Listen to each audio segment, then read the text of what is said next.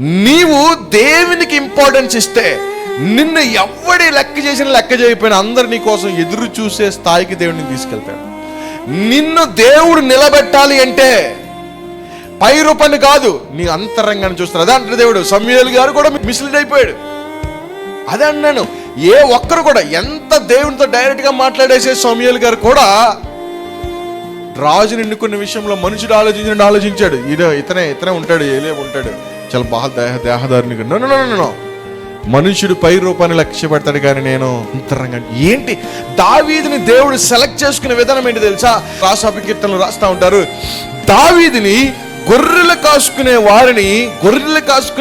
ఒక వ్యక్తిని తీసుకొచ్చి దేవుడు తన గొర్రెలు కాసే కాపరిగా పెట్టాడంట. హల్లెలూయా. గాడిదలు కాసేటువంటి సౌలును ప్రజలు ఎన్నుకుంటా ఉంటే గొర్రెలు కాసుకునేటువంటి వ్యక్తిను దేవుడు ఎన్నుకున్నాడు.